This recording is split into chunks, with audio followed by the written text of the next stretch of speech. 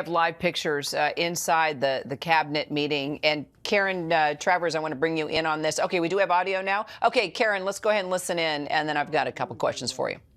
And we had a big call yesterday, as you know, with President Putin, and we'll be talking about it. President Zelenskyy of Ukraine has endured a lot. I mean, he really has. He's endured a lot, and we've endured it with him. To be honest, it's been a long time, and I think we're making great progress. So we're going to be talking about that today. We'll be talking about what took place yesterday with my phone call with President Putin. And I think that things are coming along pretty well. It began with Alaska, where I think certain guidelines were discussed, and we want to see if we can get this done. This was long ago into the Biden administration. I came here and we inherited this, and we'd like to see if we could finish it, end it. We want it ended. So many people have died in this war, and we're gonna get it ended. So I just want to thank you all very much. If you have a couple of questions, go ahead, please. In fact, before I do that, let me just ask the President to say a few words. Thank you, President. Pleasure.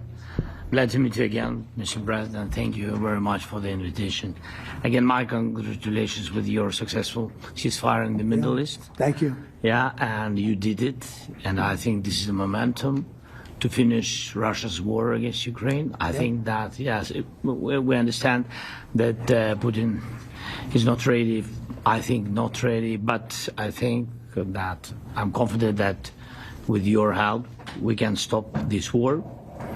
And we really need it. We see that they don't have successful steps on the battlefield, and it's good. I think that their army is weak now, but a lot of losses. They have a lot of losses in economy and people, and I think this is a very important moment. And I wanted to thank you, Mr. President, after our phone calls. Yesterday I had a good opportunity to meet with the big American energy companies, and they're ready to help us. Yes, after all these attacks on our infrastructure, Russian attacks, and etc. And I had also meetings. Thanks, team. We had meetings with a good military companies. We spoke about air defense, and I want to share it after with details where we are. Thank you. Thank you so much. Thank you very much. Mr. Very good. And I think it looks beautiful in his jacket. Yeah. It's beautiful. I hope people notice. It's actually very stylish. I like it. President Trump. Yeah, please, go ahead. Under the Biden administration, the White House was fearing of a possible escalation. They were not allowing the Ukrainians to strike into Russia, fearing of this escalation. Yeah. Would your administration allow Ukrainians to strike deep into Russia? We're going to be talking about that. That's something we'll be talking about. You're right. It's an escalation, but we'll be talking about that. Mr. President, will President Zelenskyy join you in Hungary to meet President Putin? Because it's a leader that we like. We like Viktor Orban. He likes him. I like him. It's a country that's a safe country. He's done a very good job. He's been a very good leader in the sense of running his country. He doesn't have a lot of the problems that other countries have. And so we've decided that we'll be going to be with Viktor Orban, and I think he'll be a very good host. President Trump. President Trump. President Trump. It's President Trump. Hungary, yeah. We're doing Hungary, yeah. With Putin. Trilateral meeting, or is it just you and Putin? To be determined, but I would say most likely it's going to be a double meeting. It'll be a double meeting, but we will have the President, Zelenskyy, in touch. There's a lot of bad blood with the two presidents, and I'm not speaking out of turn when I say it. It's a very difficult situation. You know, we just settled the war, and after thousands of years, I guess. People say anywhere from 500 to 3,000 years, and I was in rooms, as you saw, because you were with me, a lot of you were with me last week, with leaders that didn't like each other, but they were able to get along. These two leaders do not like each other, and we want to make it comfortable for everybody. So one way or the other, we'll be involved in threes, but it may be separated. President Trump. President Trump. Doesn't agree to peace in Hungary. Was he what? Where are you from? From Ukraine. He actually had a Okay, good. conversation with me. Good, yeah. What if President Putin doesn't agree to peace in Hungary? What do you do then? Do you have? Well, let's see what happens. I mean, you know, what if? I think he will. I think that President Putin wants to end the war, or I wouldn't be talking this way. I think he wants to end the war. I spoke to him yesterday for 2.5 hours. We went through a lot of details. He wants to get it ended. I think that President Zelenskyy wants to get it ended. Now we have to get it done. President Trump. Kara Castronova from Lindell TV. And although I love asking you questions, today my question is for President Zelenskyy of Sure. Ukraine. Go ahead, please. Thank you. Our President Zelenskyy, President Trump, just brokered a peace deal in the Middle East that all Americans, both sides of the aisle, are very proud of. But to meet that deal, both sides had to make concessions. Our president has stuck out his neck in many ways to make a peace deal for your war as well. What specific concessions are you willing to make to end this war with Russia? Will you give up joining NATO? Americans have foreign war fatigue, and our president, as he said, we need our Tomahawks too. To me. Yes, you, President Zelenskyy. Thank you very much. That's some question, right? So many questions in one. Thank you very much for your question. First of all, I think we need to sit and speak. The second point, we need ceasefire. Even now, you see in the Middle East, it's very difficult to hold ceasefire. Everywhere, in every war, it's very difficult. We want peace. Putin doesn't want. That's why we need pressure on him. We will speak with President today what we need. We understand what we need to push Putin to negotiation table. And as I said previously, so we are ready to speak in any kind of format, bilateral, trilateral, doesn't matter. Matter just peace. This is important. And we don't speak about NATO or NATO. For Ukrainians, it's very important. Of course, it's our decisions of allies to decide where we are. But are you willing to give up Yes, but joining the NATO?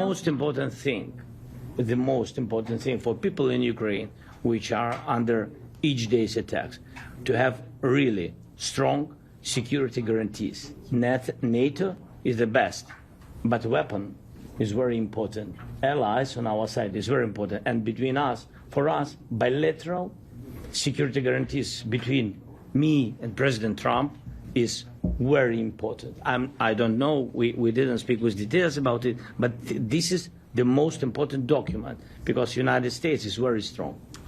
Sir, President Trump, you're the middleman right now, hoping to end this conflict. Who is doing a better job negotiating, President Zelenskyy or President Putin? I think they're both doing a great job in that sense. We have to get it done. We've got to take some of the hatred of each other. You know, they don't like each other. I say that in front of President Zelenskyy, but I say it in front of President Putin too. They have tremendous bad blood. It really is what is holding up, I think, a settlement. I think we're going to get it done, and we have to make it long-lasting. As I said in the Middle East, everlasting, right? Everlasting. And the Middle East is a much more complicated situation. You know, we had 59 countries involved, and every one of them agreed. And it's, you know, it's sort of amazing. Most people didn't think that was doable. This is going to be something I really believe that's going to get done. I had a very good talk yesterday with President Putin. I think he wants to get it done. And President Zelenskyy, right behind you. When we were in Israel with President Trump earlier in the week, we heard a lot about the difference in diplomacy between President Trump and President Joe Biden before him. What do you see as the biggest difference in diplomacy between President Trump and President Biden? President Trump has a big chance now to finish this war. President Biden now is not the president, so he doesn't have a chance to finish this war. And President Trump is really showed for the world that he can manage ceasefire in the Middle East, and that's why I hope that he will do this, and we will also have such big success. For Ukraine, it's a big chance, and I hope that President Trump can manage it. Are you ready? I would say the biggest difference is one is extremely competent and the other one is grossly incompetent. Mr. President. Sir, a few weeks ago in New York when you two met, you said that you think Ukraine could ultimately take back all the territory that it's lost so far. Do you still think that's the case, or do you think there'll have to be some sort of You swap never of know. territories? Look, you know, war is very interesting. You never know, do you? You just never know. With war and peace, but you never know. Are you ready? President Trump, missile.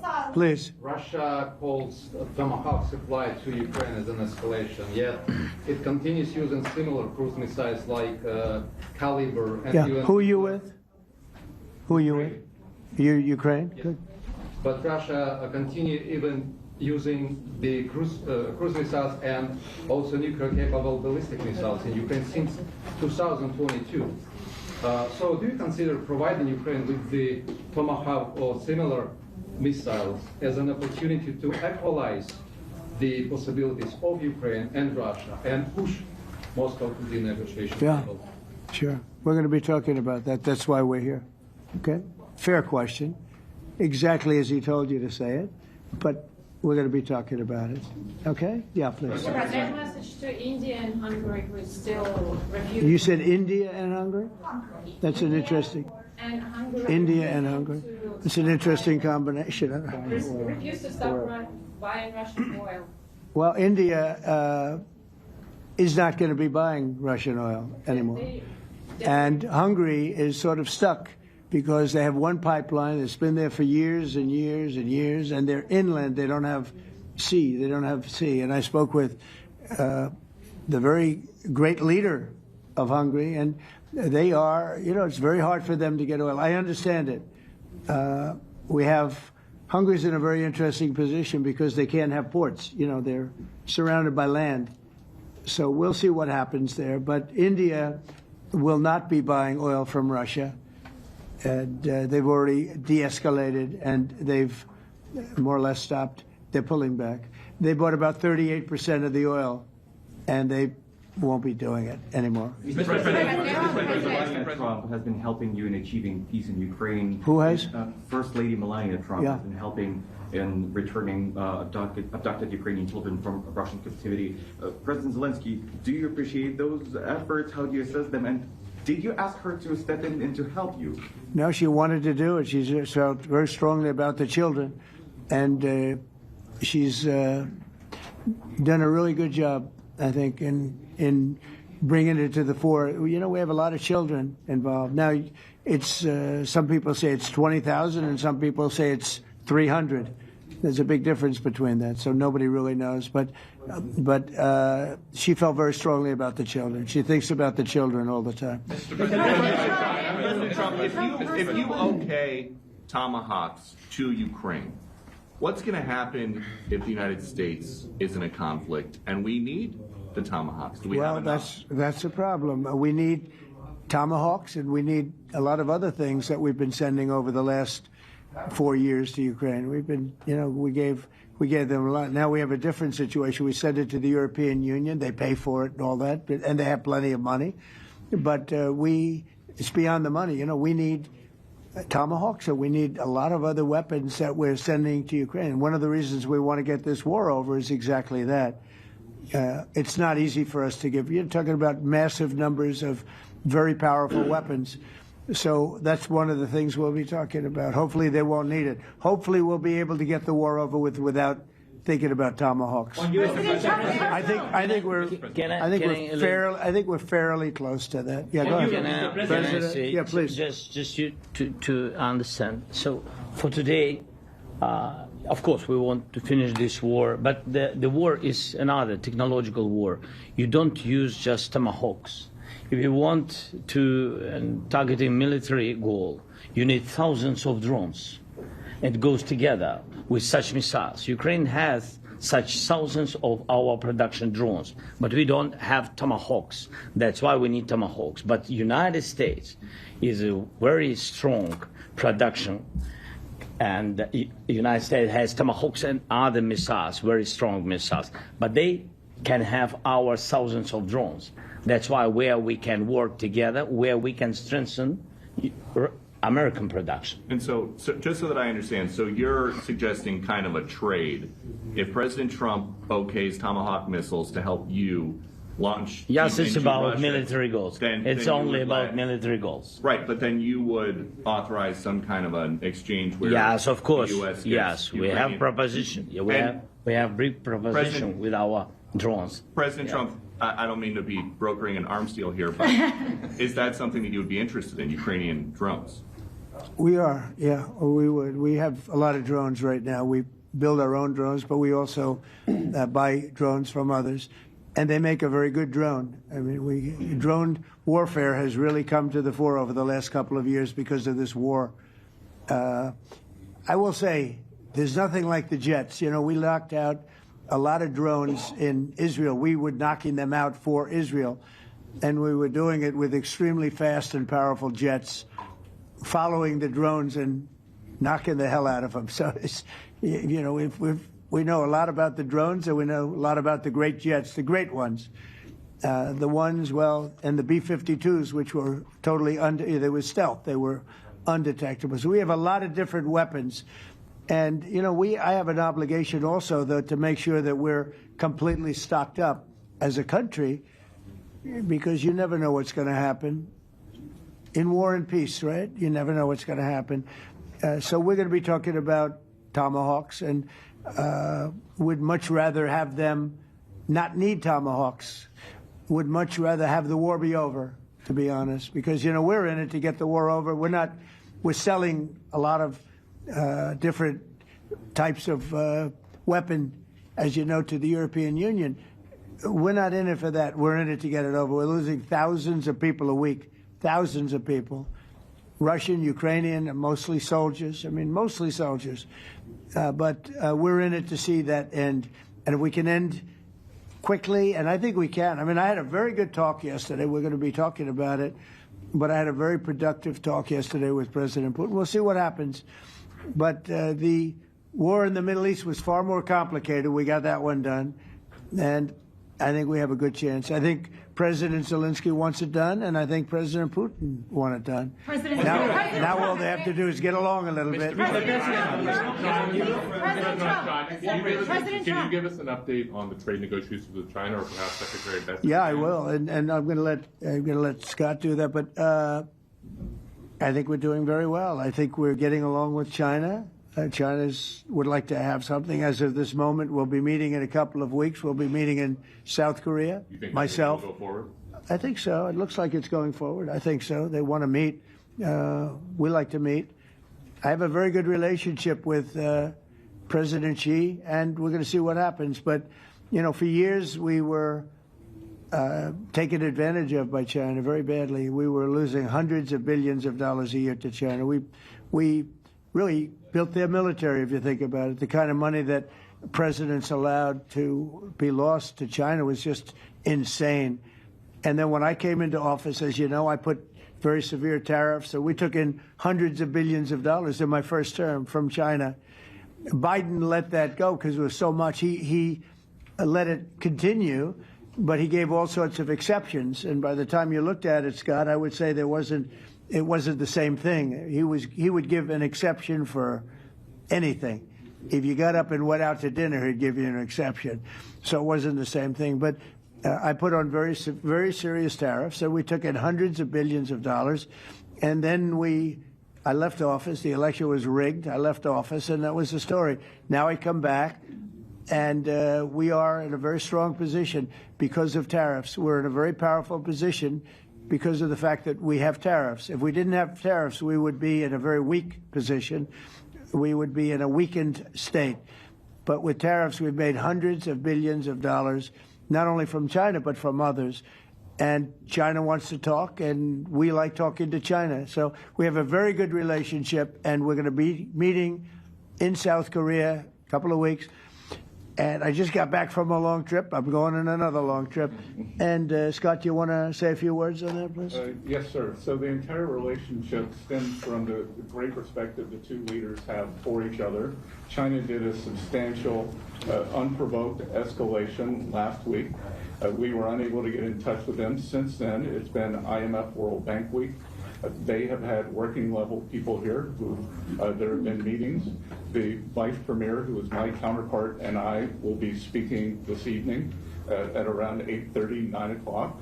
And then he and I and a delegation will meet in Malaysia probably a week from tomorrow to prepare for the two presidents to meet. So I think that things have de-escalated. We hope that China will show the respect that we have shown them.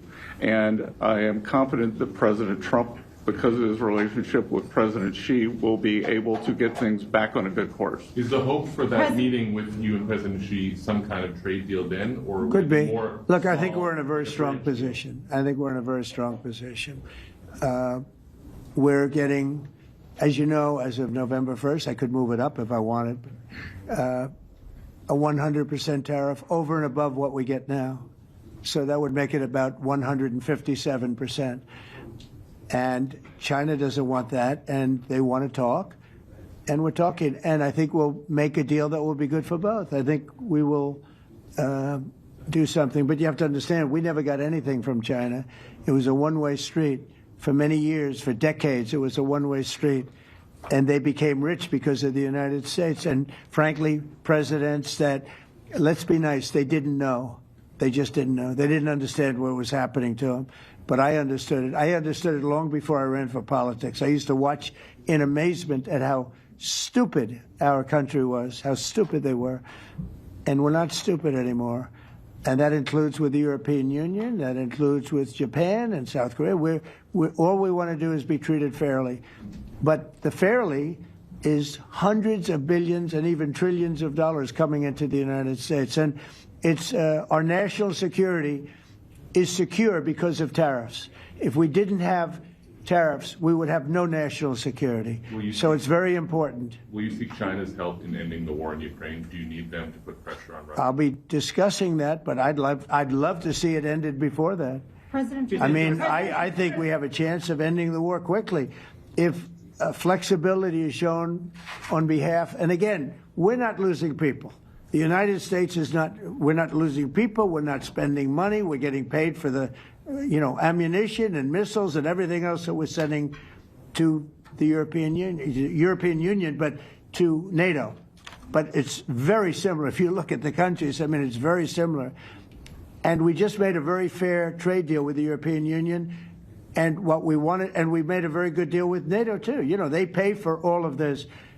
That's not what we're in this for. We're in it to save thousands of lives every week. Thousands and thousands of lives. That's why we're in it. And I think we have a very good chance of bringing this war to a conclusion. President, and your cabinet has done honestly an excellent job. I think that a lot of people could agree to that. Thank you. I'm speaking as someone who lost my father in a war, so I know the human cost. What would your advice be to American leaders, to world leaders, to neocons, to TV hosts who often speak about conflict in abstract or strategic terms rather than the human cost and the human terms? Look, my only statement is we have to get together. It's a very small group of people. It's the president, and the president. Okay, 3 presidents. And I'm the mediator president. And I'm mediating not an easy situation. It should be easy, but it's a lot easier when people understand each other, when they get together, and when they like each other. We don't necessarily have that situation as far as like is concerned. Maybe it can turn around. Maybe it can. But in the meantime, we'll have them keep a little bit of distance, and we're going to see if we can get it done. This is number 9, okay? This will be number 9 for me. I've solved 8, including the Middle East. I've solved 8. This, I thought, would have been among the easiest. We solved, President Putin mentioned yesterday Armenia, all of the different wars. He said it was amazing but the big one that he was surprised that we were able to settle was the Middle East. He thought it was incredible. He was very generous in that sense. This should be something we're able to settle, and I think we will be able to settle. Brian? On that note, you will go down as the peacemaker, no doubt, and you will resolve this war. Well, we resolved 8 others. It's funny how people say that. If you get this one, every time I do one, they forget about that one. I solved 8 wars. Go to Rwanda and the Congo, talk about India and Pakistan, look at Thailand, look at all of the wars that we solved. And every time I solve one, they say, if you solve the next one, you're going to get the Nobel Prize. I didn't get a Nobel Prize. Somebody got it who's a very nice woman, very nice. I don't know who she is, but she was very generous. So I don't care about all that stuff. I just care about saving lives. But this will be number 9. But every time I solve one, they said, sir, if you solve one more, you're going to be known as a peacekeeper. So to the best of my knowledge, we've never had a president that solved one war. Not one war. Bush started a war. A lot of them start wars, but they don't solve the wars. They don't settle them. And especially when they have nothing to do with us. I guess just about all of these wars had nothing to do with us. But I saved tens of millions of lives. The Prime Minister of Pakistan said, I saved millions of lives in interceding on Pakistan, and you look at Pakistan and India as an example. That would have been a bad one, 2 nuclear nations, right? So I say this, this is pretty much the last one, although I do understand that Pakistan attacked, or there is an attack going on with Afghanistan. That's an easy one for me to solve if I have to solve it. In the meantime, I have to run the USA, but I love solving wars. You know why? I like stopping people from being killed, and I've saved millions and millions of lives, and I think we're going to have success with this war. Wait, please. President Zelenskyy, this is your 3rd time, no doubt, and you will resolve this war. Well, you know, we resolved 8 others. It's funny how people say that. If you get this one, every time I do one, they forget about that one. I solved 8 wars. Go to Rwanda and the Congo, talk about India and Pakistan, look at Thailand, look at all of the wars that we solved. And every time I solve one, they say, if you solve the next one, you're going to get the Nobel Prize. I didn't get a Nobel Prize. Somebody got it who's a very nice woman, very nice. I don't know who she is, but she was very generous. So I don't care about all that stuff. I just care about saving lives. But this will be number 9. But every time I solve one, they said, sir, if you solve one more, you're going to be known as a peacekeeper. So to the best of my knowledge, we've never had a president that solved one war. Not one war. Bush started a war. A lot of them start wars, but they don't solve the wars. They don't settle them.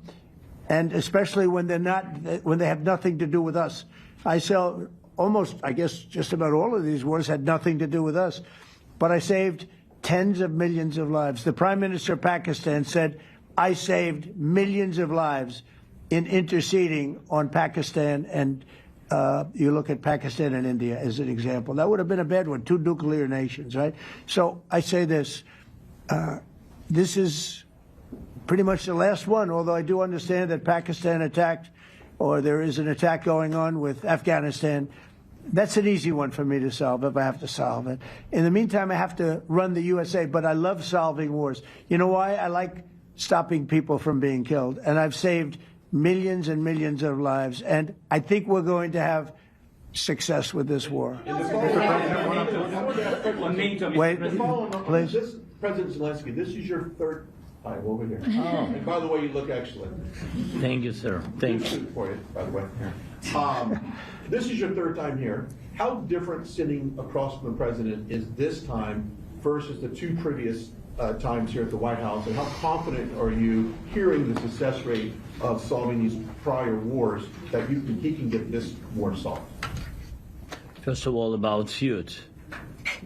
The same suit because the same president. It's very simple. The next president will have another suit. Yes, about our relations with President Trump, I think we have important dialogues. And I think we begin to understand each other. Yes, and I know that President is briefed very well about the situation in the battlefield, and he knows a lot what's going on the battlefield in Ukraine. And I think it really helps when you know a lot of things, a lot of details about one or another war.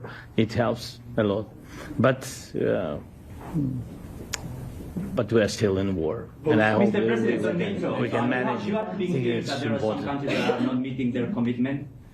You pointed out Spain. They said that it's impossible. No, Spain has not come through. No, Spain has not been loyal to NATO. Spain has been, they're the only one. Everyone went up to, as you know, I mean, you were at 2% and they all went up to 5%, but Spain disagreed with that. I think Spain should be reprimanded for that. I think it's very bad that they did that, but that's up to them. That's up to NATO and Spain. They cannot be expelled from NATO. Can they or not? They cannot, according to the treaty, but they also claim that they are protected by the European Union umbrella for trade. Well, the other people, many of the other countries are in the European Union too. They're not complaining, right? President, tell you that Putin is serious. That's of interest. Mr. President. They're protected by Yeah, please go ahead. Thank you, Mr. President. Do you think you can carry the momentum from the Middle East deal over to this deal? And if I do. So, how does that move the needle? Yeah, I do. I think we carry a lot of momentum, a lot of credibility. Getting Middle East done was very important. Nobody thought it could be done. That was one nobody thought could be done, and we got it done. And a lot of that was the big hit that we put on Iran with respect to the nuclear. They took that was an unbelievable military maneuver, the B-2s, and many other planes involved, by the way, but the B-2s. Yeah, I think nobody expected that to happen, and we had 59 countries involved, and these were countries very diverse. You had Arab, Muslim, Jewish. You had every country, Christian. You had every country, and many countries involved, and we got that done. And we got it done pretty swiftly after we set the table properly. We had to set the table properly. This should be one that we get done. And I think the table is set properly here now, too. And it'll be a great honor. It'll be a great honor to get it done. And the Ukrainian people are great, and the Russian people are great. And obviously they have much in common, as we understand. They have a lot in common. So it'll be a great honor to get it done. On Venezuela, there are survivors from your latest boat strike. What happens to those survivors? Well, I'll ask Marco to discuss that possibly. Yeah, it's well known there's an ongoing narco-terrorist operation the United States has been conducting. As far as details of any recent strikes, we're not prepared here to announce all those details, but you'll get that information here very shortly. And how are there survivors when these are meant to be lethal attacks? Yeah, again, I mean, we're undertaking these operations against narco-terrorists. That's what these are. These are terrorists. Let's be clear. And but as far as the details of any recent operations, when we are prepared to announce those, we will, as the president has consistently done. So you may get something on that later today. Let me ask you, that was in a submarine, right? We attacked a submarine, and that was a drug-carrying submarine built specifically for the transportation of massive amounts of drugs, just so you understand. This was not an innocent group of people. I don't know too many people that have submarines, and that was an attack on a drug-carrying, loaded-up submarine. Yeah. On Putin, is it your belief, as Mr. Zelenskyy said yesterday, that the threat of tomahawks and costs, as Secretary Hicks had put it, is that bringing him to the table, the fact that it's kind of a carrot and stick? I don't know what's bringing him to I think he wants to make a deal, that's all. I can't tell you what's bringing him. Sure, that's the threat of that is good, but the threat of that is always there. Tomahawks are very dangerous weapons.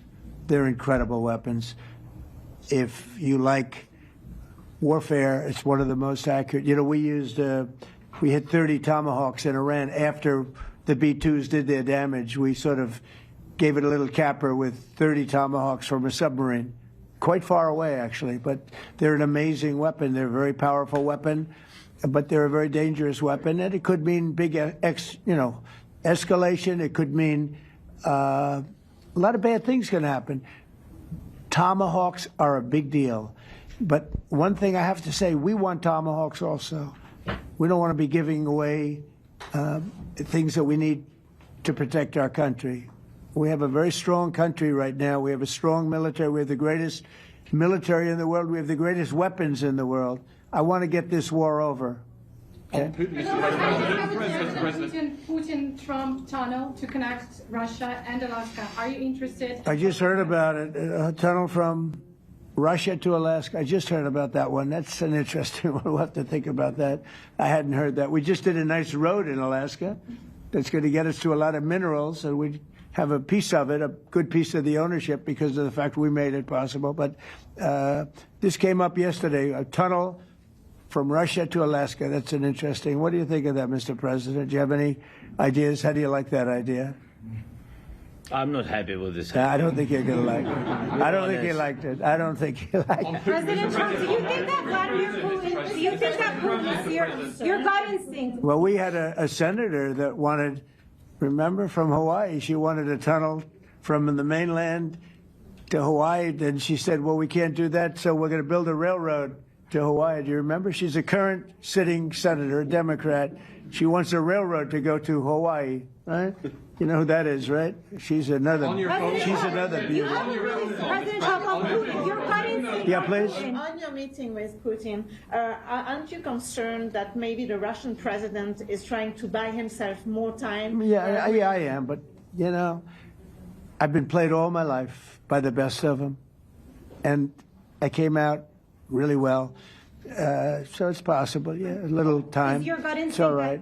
But I think that I'm pretty good at this stuff. I think that he wants to make a deal. I made 8 of them. I'm going to make a 9th. I think he wants to make a deal. Do you consider Russia to be a paper tiger? Do you think, judging by the state of its economy, Well, I think that he should have won the war in a week. Yeah, I do think. And if we didn't give the anti-tank missiles, as you know, the javelins they call them, they got stuck in the mud. They would have been in Kiev very quickly. They were heading to Kiev. So, you know, in war, you have a lot of luck, too. You know, weather has won war, and the cold and the heat and all things take place in war. But that was a very interesting moment when the tanks started rolling and some brilliant general said, let's go through the mud instead of going down the highway, right? So they got a little bit lucky. But you know where they really got lucky? I gave javelins. That wasn't given by Barack Hussein Obama. He gave them sheets. You know, there's a statement. Obama gave them sheets, and I gave them the javelins. And the javelins are a devastating weapon. And that wasn't given by Obama. That was given by, because at the time it was Obama. That was given by me. So it was like one of those things. And you had hundreds of them. They're a devastating weapon. We have a lot of devastating weapons. I'd rather not use them. But that was a big moment. You know, when the tanks got stuck, they got stuck. And call it luck or call it talent. I'm not sure what you'd call it, but it was a big moment in time. Do you think Democrats will give you credit? Do you think Democrats will give you credit when you finally end this war, like they did with the war in the Middle East? And I think right now the Democrats are really damaged, mentally damaged. They want to take $1.5 trillion with a T, $1 trillion and give it to people that invaded our country. They came into our country illegally from prisons, from mental institutions, gang members. They want to give them health care and take it away from our citizens. We're not going to do that. $1.5 trillion. They want to destroy our health care system. We're not going to let that happen. Have you authorized CIA operations in Venezuela as part of? Well, I wouldn't say that, but some interesting things are happening around the world. I'll say that. It's been reported, Mr. President, it has been reported that Maduro offered everything in his country, all the natural resources. He even recorded a message to you in English recently, offering mediation. What should we do in order to stop that? He has offered everything. He's offered everything. You're right. You know why?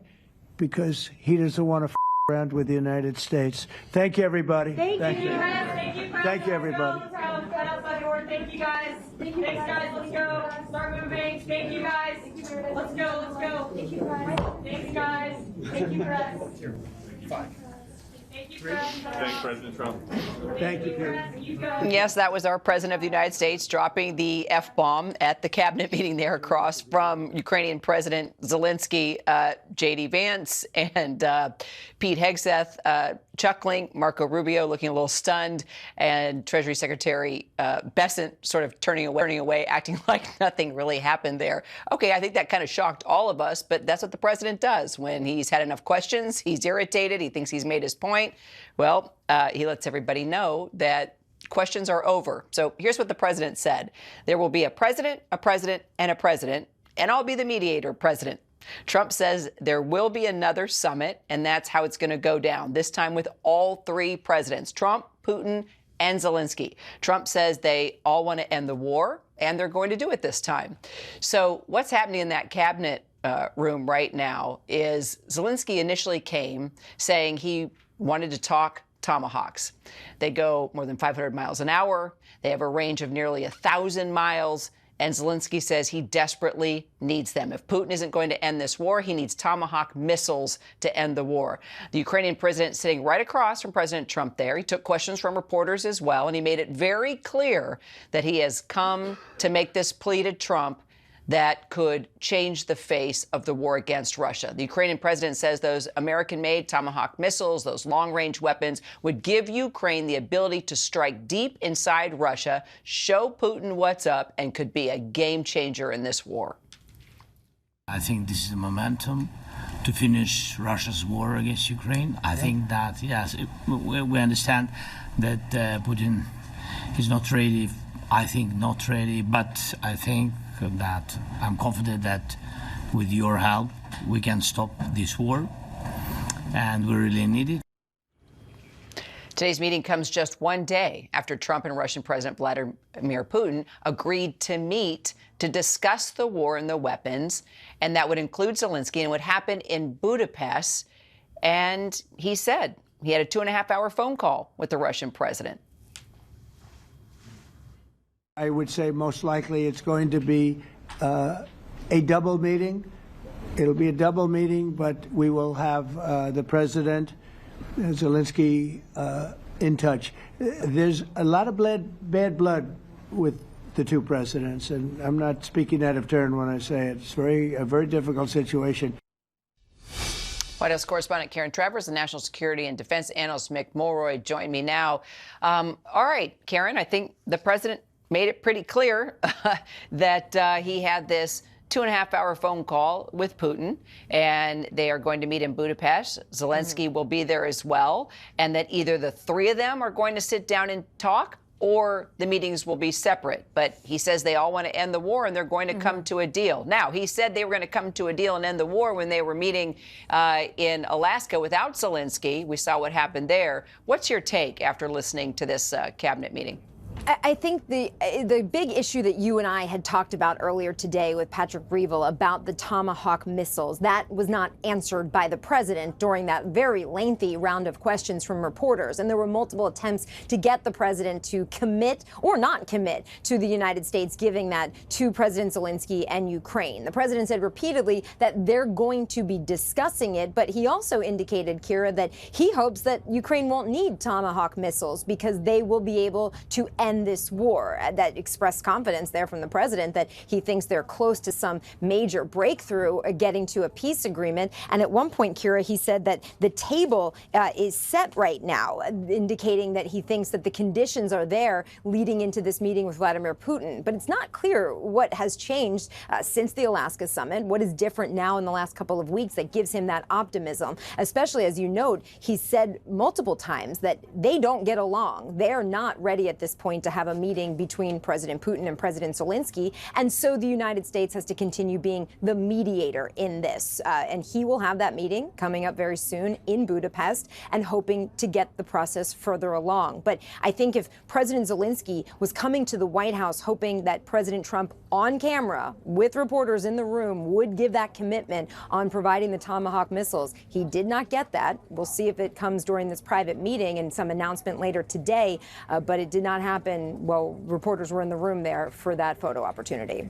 So, Mick, let's just try and figure out the puzzle pieces here and put it together. So the president is now saying in front of, all of us, America, the world, reporters, and President Zelensky, that he and Putin are going to meet in Budapest for a second round at a summit to end this war, that Zelensky is going to be there, too. They might meet together, they might meet separately, but they all want to end the war, and it's going to happen. Yet Zelensky has come for Tomahawk missiles. He wants to strike deep inside Russia, end this war, and that's that. So what's going to happen here? Do you think the president's going to give him Tomahawk missiles before a summit to find peace? Is this a way to scare Putin into coming to the table with the three leaders? What's your sense here? So, Kara, perhaps the two are connected, right? So Tomahawk missiles will give Ukraine considerable added military capacity. They could strike 24 airfields in Russia that they can't strike now, and hundreds of military installations. And if the U.S. provides Tomahawks, the Germans are looking at providing the equivalent. So that would be a big factor in the war in Ukraine, which is not going the way the Russians want it. Their summer offensive has essentially stalled. So perhaps what this is this summit is coming up with the looming idea that the United States could provide Tomahawk missiles to Ukraine if there is no ceasefire coming out of this summit. That's my speculation, but that could be one of the factors that would actually get President Putin to do a ceasefire, because he'll have many summits if nothing comes from it, and he can simply continue the war without consequences. And of course, there's also this pending bill in the Senate that would provide secondary sanctions for those that purchase Russian energy. That's also something that could be on the table if there's no ceasefire out of this Budapest summit. So that's where I think we're heading. Potentially because of that, we won't see any approval for Tomahawks until this summit happens.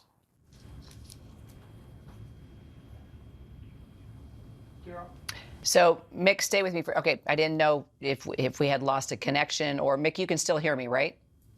Yes. Okay. All right. So let's look forward here.